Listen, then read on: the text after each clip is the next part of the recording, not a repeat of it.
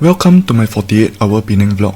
This is my first vlog with a voiceover and I hope it turns out well. I started the trip with a short flight out of Senai Airport in Johor Bahru after work on a Friday. It was a quick ride, barely an hour and I was already in Penang. First thing I did was to collect my rented semi-automatic bike. It took a little while to get used to the gear shifting again since the last time I rode one in Vietnam. But once I got going, it was actually a lot of fun and the perfect way to get around.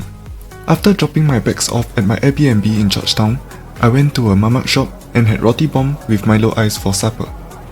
The next morning, I made my way to Penang Hill. I was initially considering hiking up one of the many routes, but each of them takes 2 to 3 hours, so I decided to sleep in and take the funicular this time. There was not much of a queue, but it was quite packed on the train and I had to stand on the way up. The ride was smooth and the view got better the higher we went.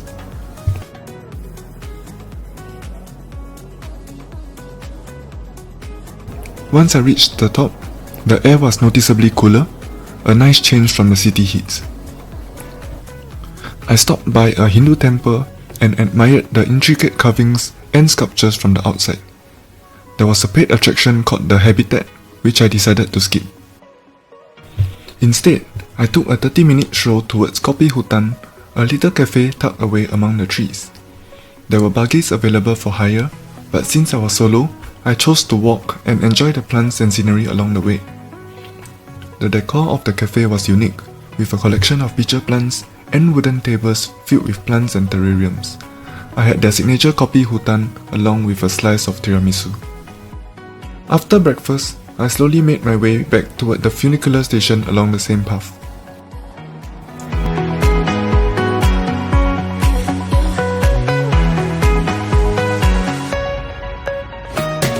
By then, the crowds had started to build, with many hikers reaching the end of their trails. There was a short queue for the funicular ride down as people were finishing their breakfast or wrapping up their hikes, but I didn't have to wait long.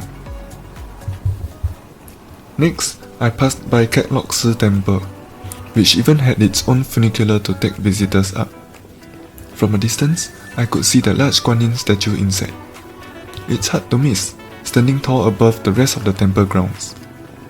If you have a car, you can drive up and pay for parking at the higher levels, but I chose not to enter. After that, I rode over to the Itam Dam. It was quiet and peaceful, with not many people around.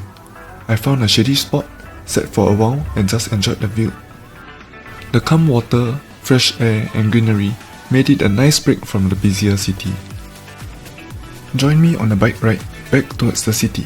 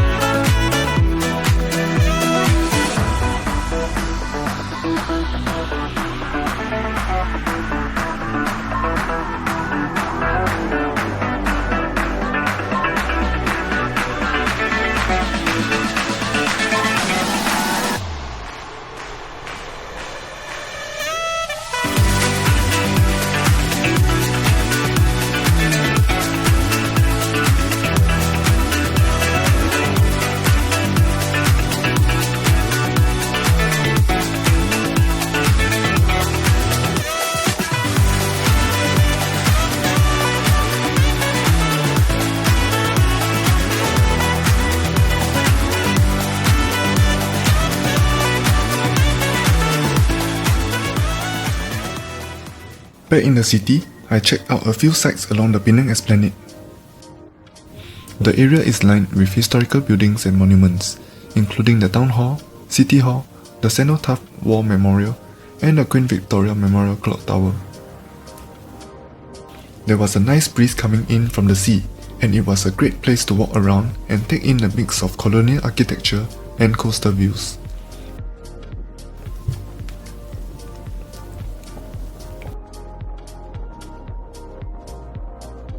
Later on, I checked out Micro Roastery, a spot that came highly recommended by friends and has plenty of good reviews online. The space had lots of natural light, with trees growing indoors. The air conditioning was a cool and welcome respite from the afternoon heat. I tried their signature scallop and prawn pumpkin risotto and had a matcha yuzu to go with it.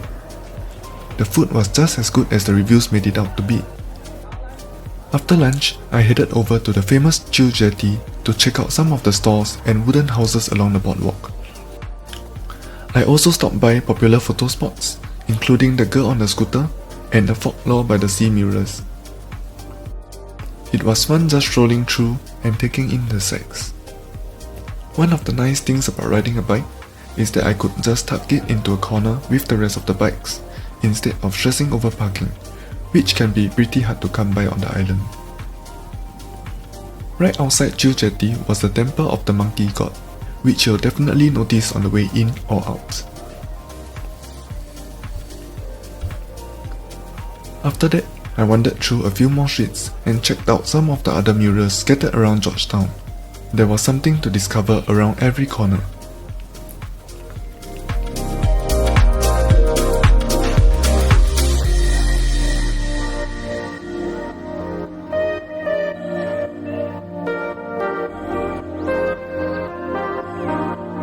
Eventually, I stopped by a patisserie for a little break. I had a pistachio tart and a latte while watching the F1 qualifying live through my phone. I figured I'd get a bit of racing action for myself, so I headed over to an indoor go-kart track. I've included a link in the description if you'd like to check out the POV footage from the session. After go-karting, I rode my bike along the northern coast of Penang Island towards Batu Ferringhi beach.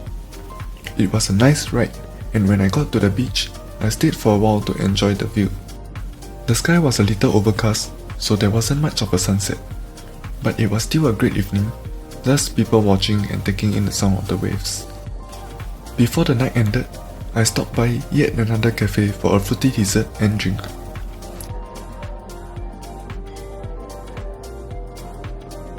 Then I caught a fire show by the beach, which I thought was a pretty cool way to wrap up the evening.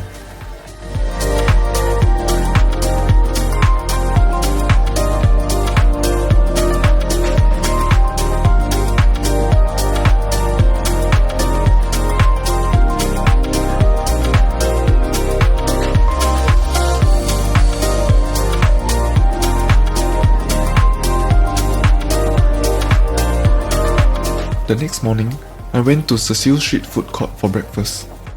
It's connected to a market, and I noticed a long queue forming at one of the roast meat stalls. Probably really good, judging by the crowd. I ended up getting some duck egg char kway teow instead. There was a 30-minute queue, but it was definitely worth the wait. The kway teow is cooked over charcoal with a super hot wok, which gives it that signature smoky flavor.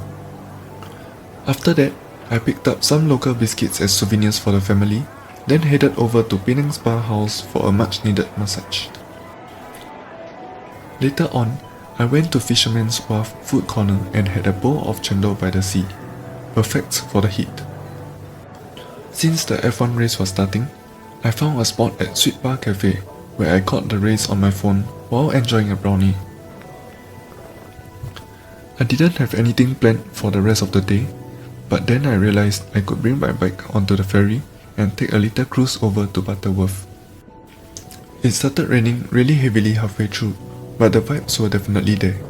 Something about being out on the water in the rain just felt cinematic. After that, I went for a quick plate of wonton mee before riding back to the airport and catching my flight to Senai Airport. The entire trip cost me about 600 Singapore dollars. The flight tickets weren't the cheapest since I booked the trip only about a week in advance, though you could save even more by taking a 9-hour bus from JB to Penang at the cost of your backside. With mostly good weather, having a bike made a big difference. It was way better than renting a car. I didn't get stuck in traffic, parking was mostly free, and it gave me a lot more freedom to move around. But even if you're not keen on riding, renting a car or using Grab are still solid options that can work just as well. Definitely recommend this as a short getaway from Singapore, as it's easy to do without even taking leave.